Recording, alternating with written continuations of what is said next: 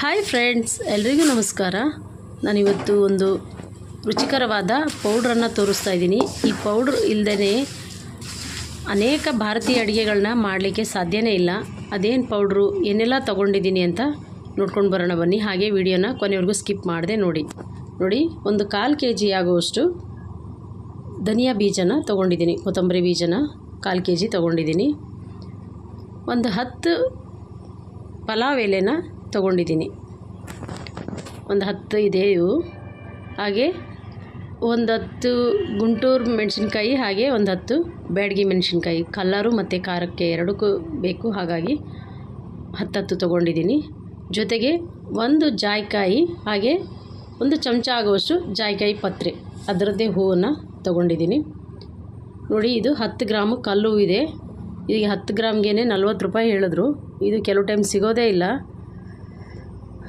ಇದಿದ್ದರೆ ತೊಗೋಬೋದು, ಇಲ್ಲಾಂದರೆ ಸ್ಕಿಪ್ ಮಾಡ್ಬೋದು. ಮರಾಠೆ ಮೊಗ್ಗು ನೋಡಿ, ಒಂದು 10 ಇದೆ.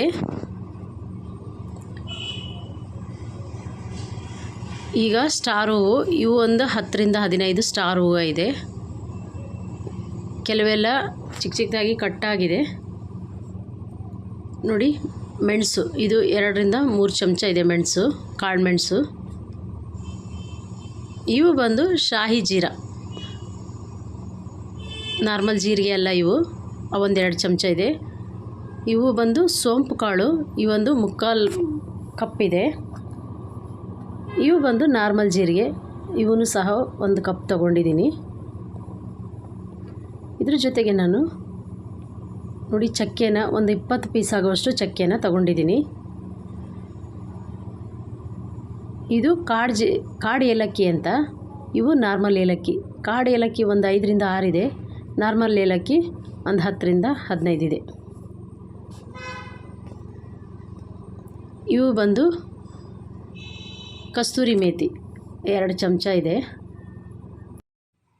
ಇವು ಲವಂಗ, ಇವು 1.5 ಚಮಚದಷ್ಟಿದೆ. ನೋಡಿ, ಇಷ್ಟು ಪದಾರ್ಥಗಳನ್ನ ತೊಗೊಂಡಿದ್ದೀನಿ. ಈಗ ಒಲೆ ಮೇಲೆ ಒಂದು ಬಾಣಲೆ ಇಟ್ಕೊಂಡು, ಬಾಣಲೆ ಬಿಸಿ ಆದಮೇಲೆ ಒಂದೊಂದೇ ಪದಾರ್ಥಗಳನ್ನು ಹಾಕ್ಕೊಂಡು ಎಲ್ಲ ನೀಟಾಗಿ ಹುರ್ಕೋಬೇಕು. ನೋಡಿ, ಈಗ ಧನಿಯಾ ಬೀಜನ ಹಾಕ್ತಾಯಿದ್ದೀನಿ. ಸಣ್ಣ ಉರಿಯಲ್ಲೇ ಹುರ್ಕೋಬೇಕು.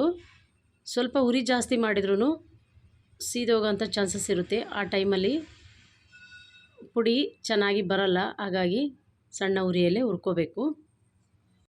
ಆದಷ್ಟು ಸಿಮ್ಮಲ್ಲೇ ಇಟ್ಕೊಂಡು ಹುರ್ಕೋಬೇಕು. ಕೆಲವರೆಲ್ಲ ಎಲ್ಲ ವಸ್ತುಗಳನ್ನು ಒಂದೇ ಸರಿ ಹಾಕ್ಕೊಂಡು ಹುರಿತಾರೆ. ಆದರೆ ಹೀಗೆ ಸಪ್ರೇಟ್ ಹುರಿಯೋದ್ರಿಂದ ಪುಡಿ ಟೇಸ್ಟು ತುಂಬಾ ಚೆನ್ನಾಗಿ ಬರುತ್ತೆ. ನೋಡಿ, ಈಗ ಧನಿಯಾ ಬೀಜ ಆಗಿದೆ. ಈಗ ನಾನು ಇದಕ್ಕೆ ಮೆಣಸನ್ನು ಹಾಕ್ತಾಯಿದ್ದೀನಿ. ಇವನು ಸಹ ಒಂದು 2 ನಿಮಿಷ ಹಾಗೆ ಹುರ್ಕೋಬೇಕು.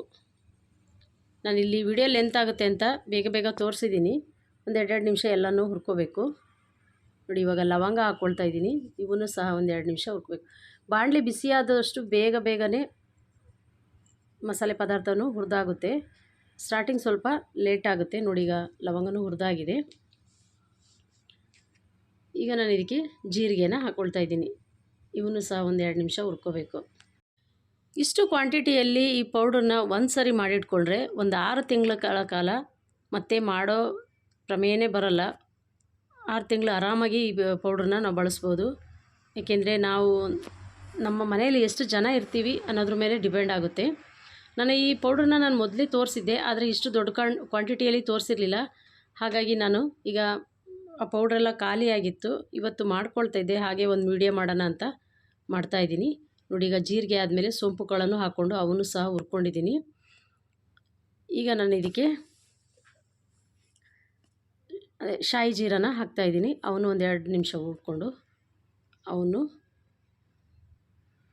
ಪಾತ್ರೆಗೆ ಹಾಕ್ಕೊಳ್ತಾ ಇದ್ದೀನಿ. ದೊಡ್ಡ ಹೋಟೆಲ್ಗಳಲ್ಲೆಲ್ಲ ಈ ಥರದ ಪುಡಿ ಇಲ್ದಲೇ ಅಡುಗೆನೇ ಮಾಡೋದೇ ಇಲ್ಲ, ಮಸಾಲೆ ಅಡುಗೆಗಳನ್ನ. ಕೆಲವರಂತೂ ಇದನ್ನೇ ಬಿಸ್ನೆಸ್ ಆಗಿ ಮಾಡ್ಕೊಂಡವರು, ಹೋಟೆಲ್ನವರು ಎಸ್ಪೆಷಲಿ ಸೀಕ್ರೆಟ್ ಹೇಳೋದೇ ಇಲ್ಲ. ನಾವೊಂದು ಸೀಕ್ರೆಟ್ ಪುಡಿನ ಹಾಕ್ತೀವಿ ಅಂತ ಹೇಳ್ತಾರೆ. ಅದು ಯಾವುದೂ ಅಲ್ಲ, ಇದೇ ಗರಂ ಮಸಾಲ ಪೌಡ್ರು. ಯಾಕೆಂದರೆ ಅವರು ಅದನ್ನೇ ಒಂದು ಬಿಸ್ನೆಸ್ ಆಗಿ ಮಾಡ್ಕೊಳ್ಳೋದ್ರಿಂದ ಅವರು ಏನೇನು ಹಾಕಿ ಮಾಡಿರ್ತೀವಿ ಅಂತ ಹೇಳಲ್ಲ. ಅವರು ಪೌಡ್ರು ಸೇಲ್ ಆಗಬೇಕು ಅನ್ನೋ ಒಂದು ಕಾರಣಕ್ಕೋಸ್ಕರ. ನೋಡಿ ಈಗ ಜಾಯಿಕಾಯಿನ ಹುರ್ಕೊಳ್ತಾ ಇದ್ದೀನಿ. ಜಾಯಿಕಾಯಿ ಮತ್ತು ಜಾಯಿಕಾಯಿ ಪತ್ರೆನೋ. ಈ ಜಾಯಿಕಾಯಿನ ಹುರ್ಕೊಂಡಾದಮೇಲೆ ನಾನು ಅದನ್ನು ಪುಡಿ ಮಾಡ್ಕೊಳ್ತೀನಿ. ನೋಡಿ ಇದು ಆಗಿದೆ. ಈಗ ನಾನು ಏಲಕ್ಕಿ ಮತ್ತು ಕಾಡೇಲಕ್ಕಿ ಇವೆರಡನ್ನೂ ಸಹ ಹಾಕ್ಕೊಂಡು ಅವನು ಸಹ ಹುರ್ಕೊಳ್ತೀನಿ. ಅವನು ಒಂದೆರಡು ನಿಮಿಷ ಹುರ್ಕೊಳ್ತೀನಿ.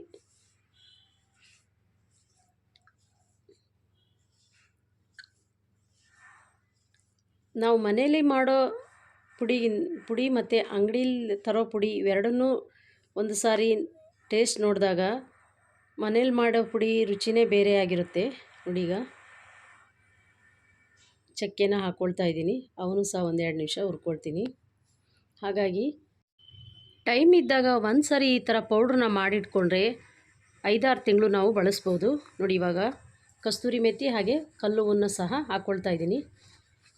ಇವರಲ್ಲಿ ಒಂದೆರಡು ಮಸಾಲೆ ಸ್ಕಿಪ್ ಆದರೂ ಏನು ತೊಂದರೆ ಇಲ್ಲ. ನೋಡಿ ಈಗ ಪಲಾವ್ ಎಲೆನ ಹಾಕ್ಕೊಳ್ತಾ ಇದ್ದೀನಿ.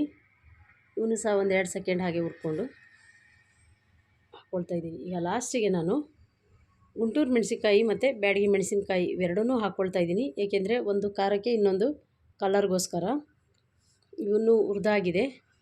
ಇವಾಗ ಇವಿಷ್ಟನ್ನು ಈ ಪಾತ್ರೆ ಒಳಗೆ ಹಾಕ್ಕೊಂಡು ಎಲ್ಲ ಒಂದು ಸರಿ ನೀಟಾಗಿ ಮಿಕ್ಸ್ ಮಾಡಿ ಒಂದು 10 ನಿಮಿಷ ಹಾಗೆ ತಣ್ಣಗಾಗಲಿಕ್ಕೆ ಬಿಡ್ತೀನಿ. ನೋಡಿ ಈಗ ಜಾಯಿಕಾಯಿ ಹುರ್ಕೊಂಡಿದ್ದೆ ಅದನ್ನು ಕುಟ್ಟಿ ಈ ಥರ ಹಾಕ್ಕೊಳ್ತಾ ಇದ್ದೀನಿ. ಈಗ 10 ನಿಮಿಷ ತಣ್ಣಗಾದಮೇಲೆ ನಾನು ಇದನ್ನು ಮಿಕ್ಸಿ ಮಾಡ್ಕೊಳ್ತೀನಿ. ನೋಡಿ ಮಿಕ್ಸಿ ಮಾಡಿದ ಪೌಡ್ರ್ ಈ ಥರ ಬಂದಿದೆ. 2 ಸರಿ ಮಿಕ್ಸಿ ಮಾಡ್ಕೊಂಡಿದ್ದೀನಿ. ಪುಡಿ ಮಾಡಿದ ಮೇಲಂತೂ ಪೌಡ್ರ್ ಘಮ ತುಂಬಾ ಚೆನ್ನಾಗಿತ್ತು. ನೀವು ಒಂದು ಸರಿ ಮಾಡ್ಕೊಳ್ಳಿ, ಹೇಗೆ ಬಂತು ಅಂತ ಕಮೆಂಟ್ ಮಾಡಿ. ಹಾಗೆ ವಿಡಿಯೋ ಯಾರೆಲ್ಲ ನೋಡ್ತಾ ಇದ್ದೀರಾ ಪ್ಲೀಸ್ ಈ ವಿಡಿಯೋಗೊಂದು ಇಷ್ಟ ಆಗಿದ್ದರೆ ಲೈಕ್ ಕೊಡಿ. ಹಾಗೆ ಯಾರೆಲ್ಲ ಸಬ್ಸ್ಕ್ರೈಬ್ ಮಾಡ್ದಲೇ ನೋಡ್ತಿದ್ದೀರಾ ಪ್ಲೀಸ್ ನನ್ನ ಚಾನಲ್ನ ಸಬ್ಸ್ಕ್ರೈಬ್ ಮಾಡಿಕೊಂಡು ಲೈಕ್ ಶೇರ್ ಕಮೆಂಟ್ ಮಾಡಿ. ಇನ್ನಷ್ಟು ರೆಸಿಪಿಗಾಗಿ ನನ್ನ ಚಾನಲ್ನ ಸಬ್ಸ್ಕ್ರೈಬ್ ಮಾಡಿಕೊಂಡು ಪಕ್ಕದಲ್ಲಿರೋ ಬೆಲ್ ಬಟನ್ನ ಕ್ಲಿಕ್ ಮಾಡಿ. ನಾನು ಹಾಕೋ ಪ್ರತಿಯೊಂದು ವಿಡಿಯೋಗಳ ನೋಟಿಫಿಕೇಷನ್ ಸಹ ಬರುತ್ತೆ. Thank you.